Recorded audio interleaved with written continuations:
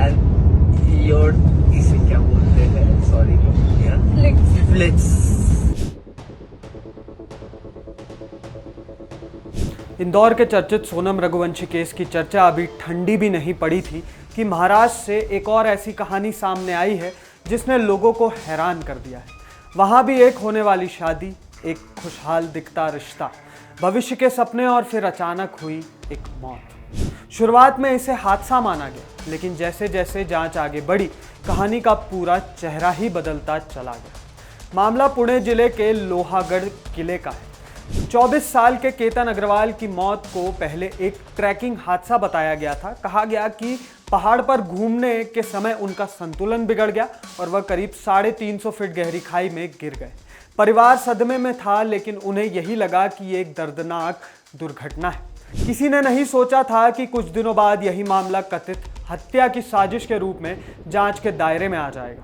केतन की जिंदगी में उस वक्त खुशियों का दौर चल रहा था। अगले महीने उनकी शादी होने वाली थी। घर में तैयारियां जोरों पर थी। रिश्तेदारों को न्योते दिए जा रहे थे। जयपुर में शादी के लिए एक पैलेस तक बुक किया जा चुका था। परिवार शादी की तैयारियों में व्यस्त था और केतन खुद भी अपने भविष्य को लेकर उत्साहित थे।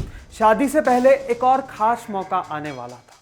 उनकी मंगेतर सिया गोयल का जन्मदिन, बर्थडे।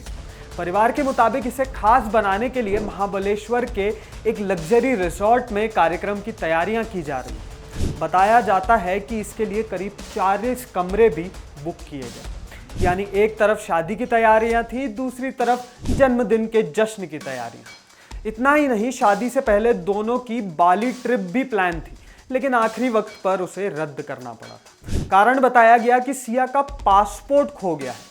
उस समय ये एक सामान्य बात लगी, लेकिन बाद में जांच के दौरान यही घटनाक्रम भी चर्चा का विषय बन गया। फिर आया 19 जून का दिन। पुलिस के मुताबिक इसी दिन लोहागढ़ किले पर ट्रैकिंग का प्लान बना। कुछ घंटों बाद खबर आई कि केतन खाई में गिर गए। 350 फीट गहरी खाई में गिरने से उनकी मौत हो गई। शुरुआती तौर पर इसे दुर्घटना माना गया, क्योंकि लोहागढ़ किला ट्रेकिंग के लिए मशहूर जगह है और वहां ऐसे हादसों की संभावना से इनकार नहीं किया जा सकता है। लेकिन कहानी यहीं खत्म नहीं हुई। जांच के दौरान पुलिस को कुछ बातें संदिग्ध लगी। फिर mobile records, call details, social media गतिविधियां और अन्य डिजिटल सबूतों की जांच शुरू हुई। जांच आगे बढ़ती तो पुलिस का ध्यान सिया गोयल और चेतन चौधरी नाम के एक युवक की तरफ गया। पुलिस का दावा है कि जांच में दोनों के बीच करीबी संबंधों की जानकारी सामने आई है। इसके बाद जांच का एंगल पूरी तरह बदल गया। अब पुलिस ये पता लगाने में जुटी कि कहीं केतन की मौत सिर्फ एक हादसा नहीं या फिर इसके पीछे कोई साजिश है। जांच एजेंसियों का दावा है कि 19 जून की घटना से पहले भी एक कोशिश हुई थी। पुलिस के अनुसार 14 जून को भी केतन को लोहागढ़ ले जाया गया था। आरोप है कि उस दिन भी उन्हें घाटी की तरफ ले जाने की कोशिश की गई थी, लेकिन मामला आगे नहीं बढ़ पाया।